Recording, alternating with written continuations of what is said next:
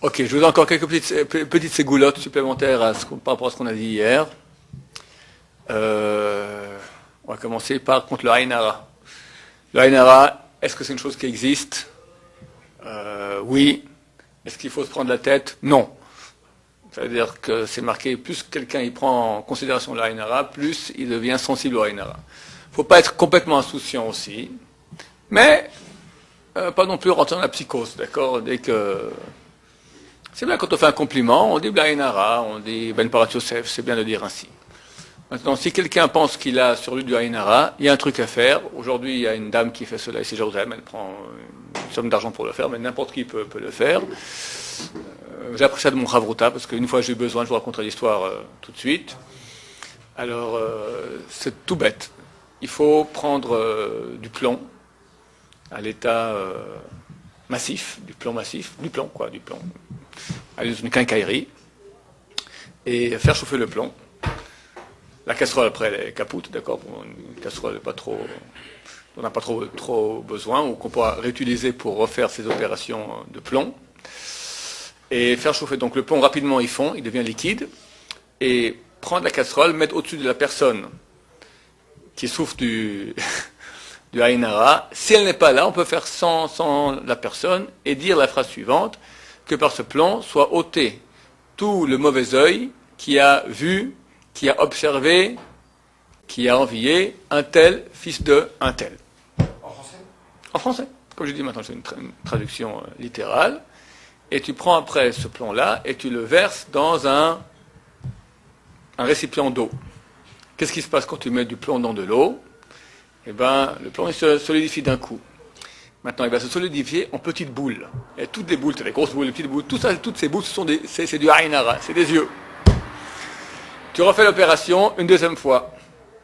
Et tu verses. De nouveau, ça va faire des yeux. Ou déjà peut-être pas. Au bout de quelques 3, 4, 5, 6 fois, normalement, au bout d'un moment, ça ne fait plus aucun œil. C'est-à-dire que tout le mauvais œil, il est parti. L'expérience vécue, c'était une fois en séminaire, très réussi. Et à la fin du séminaire, il y a un type qui parle et qui me fait des éloges de là jusqu'à l'Everest, d'accord? Et tatati, tatata, tatata. Il y avait là-bas un rabbin qui était venu aussi le soir d'avant, aussi très très puissant comme truc, il a vu, je vois qu'il regardait un peu jaloux comme ça, il était présent aussi. Bon, je pense qu'il a dû me regarder un peu de travers. Après séminaire, je suis exténué. C'est très très fatigant, c'est pendant 48 heures comme ça, on se donne à fond. Et je vais dormir chez un ami dans la même ville. Le lendemain matin, je pars et j'ai une indigestion, une gastro. Donc c'était le lundi matin. J'arrive en Israël déjà ratatiné, d'habitude à cause du voyage et du séminaire, je suis déjà ratatiné pendant 2-3 jours, je ne sors pas de chez moi. Là, j'étais bloqué au lit jusqu'à vendredi matin. D'habitude, je suis affamé après un séminaire, je ne peux rien manger parce que je suis complètement malade. Donc déjà très très affaibli. Vendredi matin, je sors de chez moi, je reviens l'après-midi, fièvre, angine. Shabbat, dimanche soir vers 11h du soir, je sens que je suis en train de...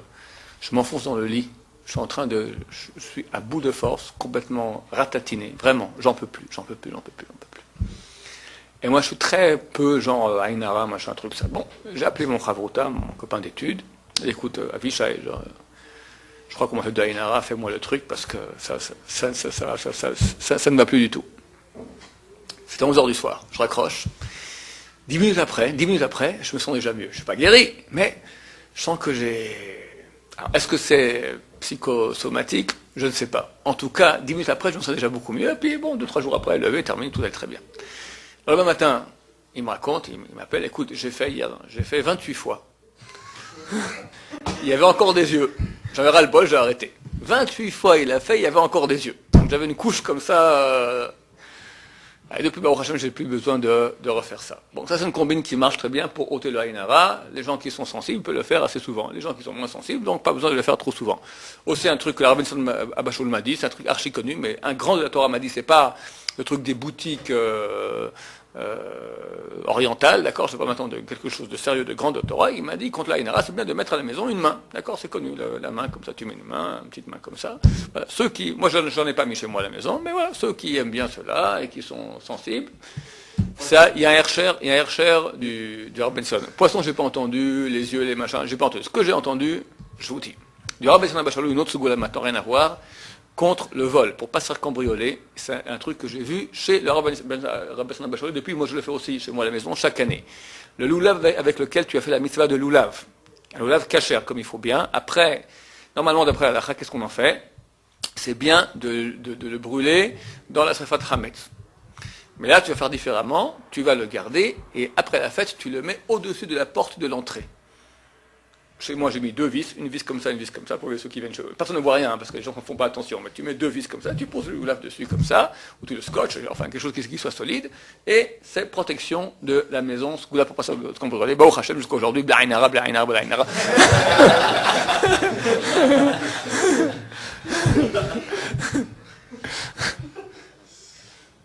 On change chaque année? Oh, tu peux laisser le même, moi je change.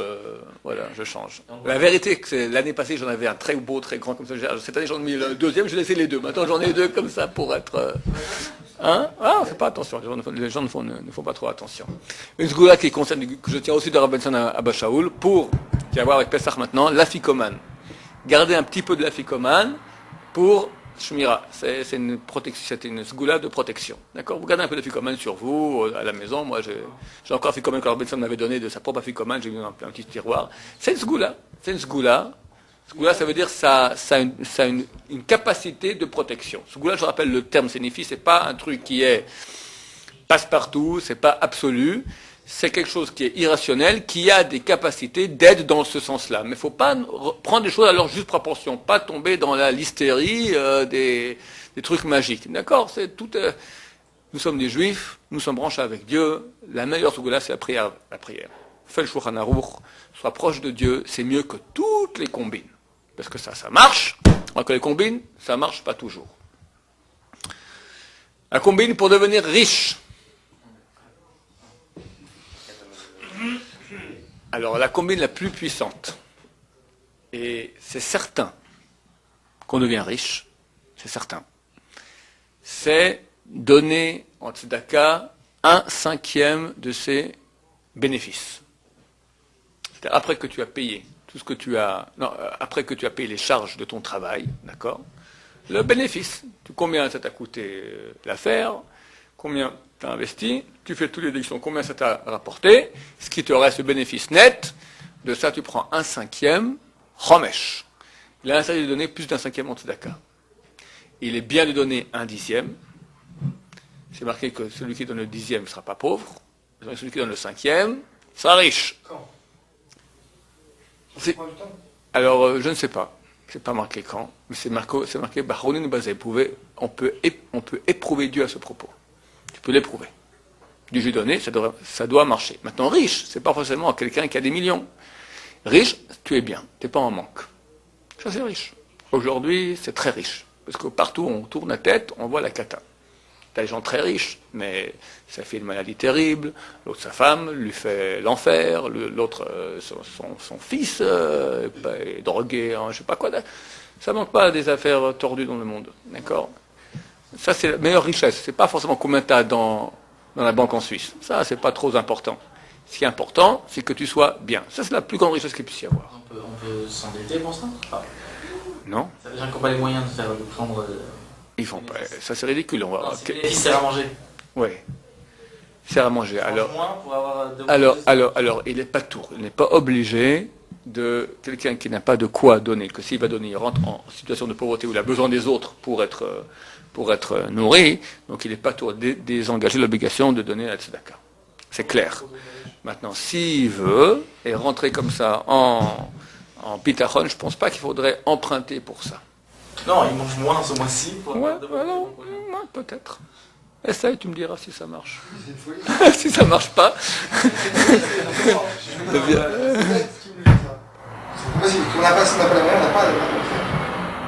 Non, lui dit, s'il doit maintenant recevoir la tzedaka des autres gens pour pouvoir maintenant donner le chomesh, c'est idiot. Mais si maintenant, il va un peu, au lieu de manger de la viande tous les 3 jours, il mange une tous les 4 jours. Si il va manger le dessert, on peut s'arranger un peu comme ça, on peut s'arranger pour pouvoir donner la tzedaka. Au suite de Dieu, c'est quelque chose de extraordinaire. Mais c'est une question de bitachon. Une fois, j'ai posé la question à un rabbin, je demande à quelqu'un justement est-ce qu'il est pas tout. Mais au point de vue du din, au point de vue de la loi stricte, quelqu'un qui peut pas donner, terminé. Alors, il donne pas, il dit, il peut donner s'il a du bitachon, c'est de la foi. Il faut de la foi en Dieu. Il faut croire que ça va marcher. Et, ok, dans ce cas-là, ça peut. Pardon? J'ai pas compris. Pas de place, on se passe des manques. C'est là qui se lève. Pas de place. C'est bien. Ceux qui n'ont pas, ils sont faits pour recevoir, pas pour donner. Ça, je veux dire. Tout avec proportion. Si quelqu'un maintenant, il va minimiser un peu des goûts de luxe, de quoi on parle, d'accord? Mais néanmoins, aujourd'hui, la situation que tu as dans une famille qu'on va appeler pauvre en Israël, elle est tout à fait bonne par rapport à la situation qu'il y avait il y a 50 ans dans une famille moyenne en Israël. Ça n'existait pas de manger de la viande. Manger de la viande à Yom Tov. D'accord? Ceux qui avaient un poulet pour Shabbat, ils étaient contents en semaine, ça n'existait pas. C'était la situation il y a 30-40 ans, encore plus il y a 50 ans en Israël, pour la majorité de la population. Donc les critères ont beaucoup changé. Donc si quelqu'un maintenant peut, on est beaucoup plus faible aussi, donc si quelqu'un peut maintenant un peu réduire, pour donner un peu de tzedaka, je suis convaincu que cette tzedaka aux yeux de Dieu, elle a une valeur beaucoup plus grande que les millions que donnent les milliardaires. Et je pense que c'est logique ce que je dis. Deuxième, bien sûr, il y a des choses aussi qui empêchent la richesse. Un truc qui empêche la richesse, le manque de kavod à sa femme. D'accord? Il faut honorer sa femme. Quand on honore sa femme, parce que la femme c'est la shrina. D'accord? Important, ça met la richesse. Et Birkat Hamazon, non seulement avec intention, mais en joie. C'est marqué ceux qui disent Birkat Hamazon avec joie, on lui donne sa parnassa, on lui donne son gagne-pain avec joie. C'est quoi avec joie? À part ça, il y a des choses aussi qui peuvent empêcher. Par exemple, marcher sur des miettes de pain, ça mène à la pauvreté. Faire attention, moi je suis un fou à la maison, d'accord? Dès qu'il y a des miettes de pain, le balai. D'accord? Celui qui a fait ça, il décide d'émietter ces miettes, de les jeter. Est-ce qu'en même temps qu'il fait la mitzvah, il n'est pas en train de s'appauvrir? Non, parce qu'il y a une mitzvah de jeter le chametz à Pessah. Donc, quand il y a une mitzvah, t'as pas le droit de jeter du pain, c'est baltashrit. C'est interdit de la Torah, de la nourriture qui est consommable, à jeter comme ça pour rien, c'est baltashrit, c'est un lave de Horaïta. Maintenant, si la Torah vient et me dit maintenant, jette tes pâtes, jette ton pain, la Torah m'a dit, ok, tout, c'est obligatoire. Et si je l'applique, c'est la possibilité entre brûler et jeter. Celui qui prend le minag de jeter. Le minag est de brûler de toute façon, oui. Aujourd'hui. Il faut brûler. C'est mieux de brûler. C'est beaucoup mieux de brûler. Si on n'a pas le choix, on fera autrement. Maintenant, ce qui est bien de faire, pour pas faire baltashrit, c'est que tu finis tes pâtes intelligemment avant Pessah, pas venir avec 10 kilos de pâtes et jeter dans le feu la veille de Pessah, c'est dommage. D'accord? La bouteille de whisky, normalement, après tu as invité les Bachorim chez toi pour Purim, il n'y a plus rien. D'accord? Ça sert à rien de racheter une nouvelle bouteille de whisky avant Pessah, si tu as une consommation normale de whisky. D'accord? Faire les choses intelligemment. C'est quoi le Birkat avec joie? Hein? C'est quoi le Birkat avec joie? Avec joie. Que tu prends les paroles maintenant du Birkat Hamazon, c'est un chant à Dieu de remerciement pour le fait qu'il nous donne notre parnassa, notre nourriture, etc. Et que tu es joyeux, tu es content, tu reconnais ça. Tu reconnais la bonté de Dieu et tu en es conscient. Et tu dis avec joie, Dieu, El, Zan, le Dieu qui nous nourrit, Akol, nourrit tout le monde, etc. Il nous donne, etc., nous donne la terre d'Israël, etc. Toutes ces choses-là, il y a de quoi. À comprendre dans le sens où quand on voit parmi les pauvres dans le monde, dur de dire tu nourris même celui qui a pas. Mais excuse-moi, le Saté Charim, il dit que le pauvre comme le riche peut voir la main de Dieu quotidienne, que le pauvre, il pourrait mourir de faim. Et tu vois qu'il ne meurt pas de faim, que toujours en dernière seconde, il y a quelque chose qui se passe et qui s'arrange. Demande au pauvre, tu verras. Il s'arrange. On ne connaît pas des gens qui meurent de faim. Qui ont faim de temps en temps, hélas, il y en a. Mais tu demandes à ces gens-là, est-ce qu'ils voient la main de Dieu? Tu dis, oh, mais c'est extraordinaire la main de Dieu comme on la voit. Beaucoup plus que celui qui est riche. Parce qu'ils sont toujours en demande. Sans vouloir minimiser rien du tout de la condition difficile de la pauvreté, qui est difficile. Et hélas, on en voit beaucoup autour de nous, Hachem Ishmor, que Dieu les aide, que Dieu nous aide tous. Ken? Par rapport à ce qui est fixé à Rosh Hashanah et par exemple pour avoir des tikkun Ça marche, mais... Alors, tu m'as posé la question déjà plusieurs fois. Alors, je vais répéter. À Rosh Hashanah, on fixe combien tu auras d'argent, c'est une arborescence. Ça veut dire, si tu dis Birkat Amazon, tu recevras 1100 euros par mois. Si tu dis pas Birkat Amazon comme il faut, tu n'auras que 800 euros. Si tu laisses Goula, tu auras 3 euros en plus. Qu'est-ce que j'en sais? Je ne sais pas comment ça fonctionne, mais tout en fonction. Mais les différentes options sont fixées à Rosh Hashanah. Quelle option tu prendras, ça dépend de toi durant l'année. Il y a un truc que je ne sais pas exactement comment on fait, mais je vous le dis en gros comment on le fait. C'est un problème du Rav Frida. Le Rav Frida, il a écrit un bouquin qui s'appelle Magal Tov. Magal Tov, il raconte ses péripéties. Il a dit deux livres, il a fait 2 voyages à l'étranger. Il est né à Yerushalayim et il est parti faire une collecte de fonds pour la terre d'Israël. C'est pas comme aujourd'hui, on part 1 ou 2 semaines, ou 3 semaines, ou 1 mois maximum, il partait 5-6 ans, d'accord. Il a fait 2 voyages comme ça, il s'est passé de 10 ans, il a fait un journal. Il raconte qu'il était en Tunisie, il était en Italie, en Angleterre, en Allemagne, il a rencontré Marie-Antoinette, il a même sauvé un gosse qui se noyait dans la Seine, etc. Bon, il raconte toutes ces histoires-là. Et il raconte que lors de son 2e voyage, il a pris, donc il est parti avec son serviteur, ils sont partis à Dodan, et tout à coup, il a vu qu'il est poursuivi par, pas Ali Baba, mais Abu Ghosh, d'accord? C'est une version israélienne de Ali Baba.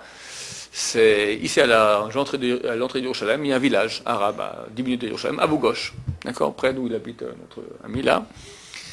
Abu Ghosh, c'était un village, juste actuellement un village arabe, aujourd'hui c'est un village arabe chrétien, à l'époque c'était un village arabe musulman, avec le cheikh du village qui s'appelait Abu Ghosh.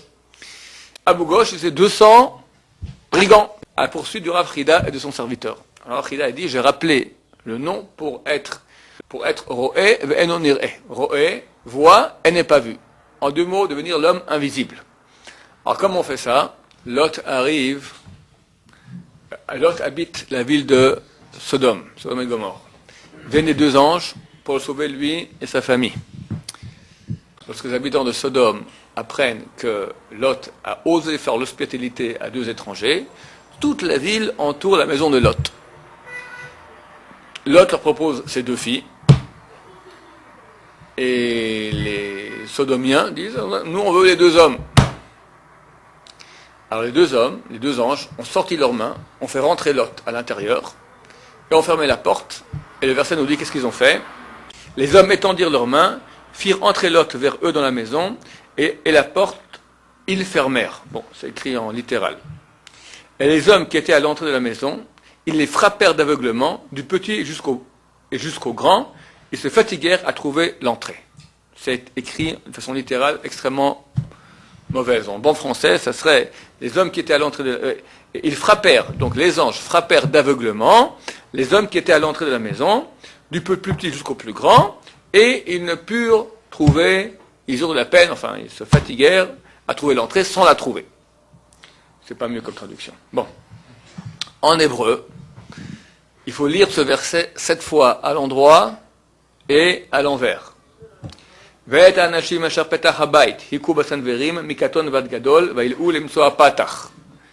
donc le coup, le Ramban, Nachmani, il explique comme ça, que chaque verset de la Torah, il a une capacité, avec certains noms de Dieu qu'il faut rajouter, à agir dans le même sens. Ici, on parle maintenant de frapper des gens d'aveuglement, ce que voulait faire le Rav Frida, rendre Abu Ghosh et ses 200 voleurs aveugles. Alors toi, tu dis donc ce verset-là, et tu le dis à l'endroit, à l'envers. Je vous fais l'expérience, comment ça fait.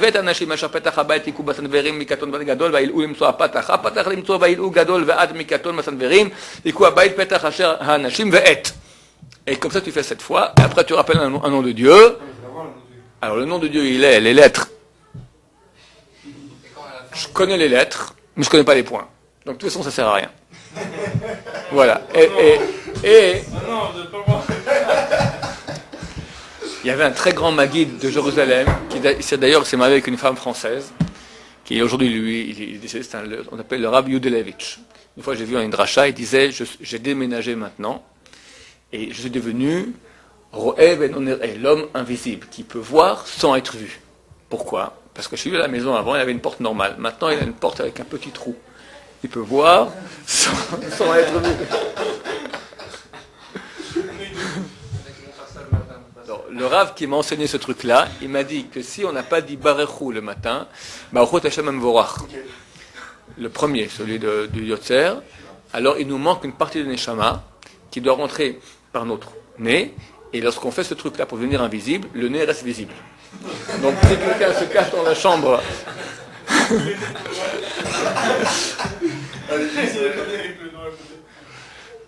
ça m'a rappelé un autre truc, aussi pour dire des versets 7 fois à l'endroit, à l'envers, là il faut le Teilim. Voilà, alors c'est dans le Teilim 57, verset 9. C'est David Ameller. C'est le verset que disait David Ameller pour se réveiller. David Ameller, il somnolait jusqu'à minuit et dès minuit, il se renforçait pour étudier la Torah jusqu'au petit matin.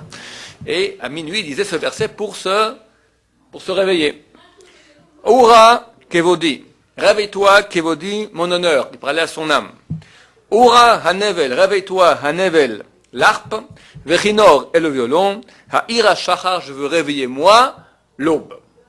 On dit 7 fois ce verset à l'endroit et à l'envers. Comme ça. Ura chevodi, ura hanevel vechinor ha'ira shachar, shachar ha'ira vechinor hanevel, ura chevodi, ura. Ça c'est une fois. Après deuxième fois, ura chevodi, etc. C'est plus long que mettre le réveil matin. Et on dit, Dieu, je veux me réveiller demain matin à 6h14, s'il te plaît. Et on va dormir, 6h14, ping! Vous avez testé? Ouais, j'ai testé. Ça marche des fois. C'est une sgoula. C'est une sgoula. Si j'en avais un prendre, je ne ferais pas comme ça. Je préfère mettre le réveil matin plutôt que ce truc-là. C'est le 57. Une sgoula extraordinaire du Rav Israël Misalant. Pour arriver à un endroit qu'on cherche, on cherche un endroit, on ne sait pas comment y arriver. C'est un truc pour arriver sans jamais se tromper. L'histoire. Rav Israël Misalant, une fois, devait aller dans une ville qu'il ne connaissait pas. Il avait rendez-vous avec ses élèves, un certain Beth Midrash. Il est arrivé, vous pouvez trouver facilement, il a dit, je ne me suis jamais trompé, j'ai une sgoula pour toujours arriver à l'endroit, sans aucune hésitation, j'arrive, tac, au bon endroit. C'est mieux qu'un GPS. Alors c'est quoi la sgoula? Il dit, chaque fois que j'ai un doute, si je dois aller à gauche ou à droite, je pose la question à quelqu'un. Et il me répond, et je sais comment arriver.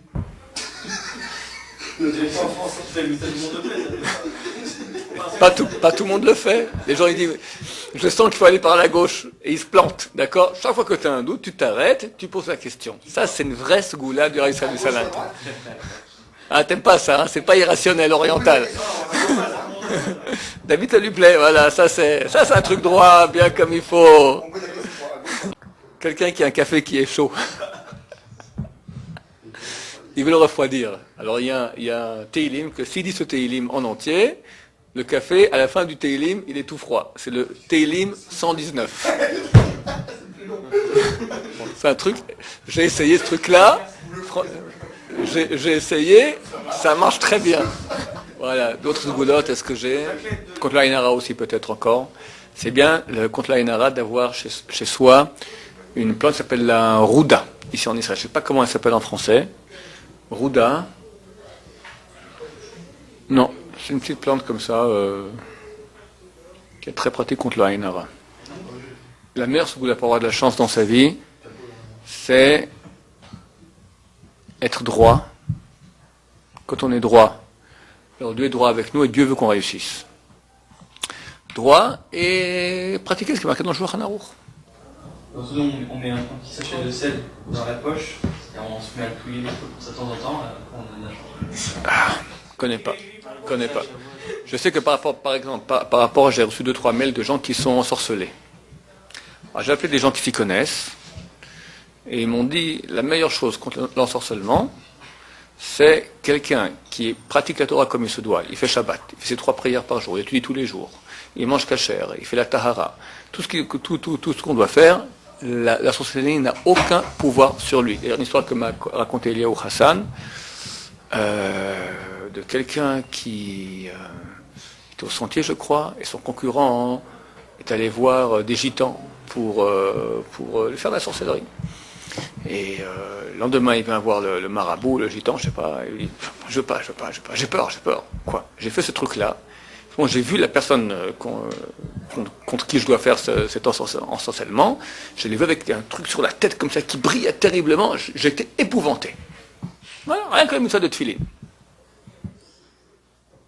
Quelqu'un qui fait les mitzvot basiques du judaïsme, comme il se faut bien, avec l'étude de Torah, parce que c'est basique du judaïsme, alors il est protégé normalement. C'est vrai qu'il y a beaucoup de cas dans la Gemara qu'on parle de choses d'ensorcellement et de magie, bon, mais c'était à des niveaux beaucoup plus hauts.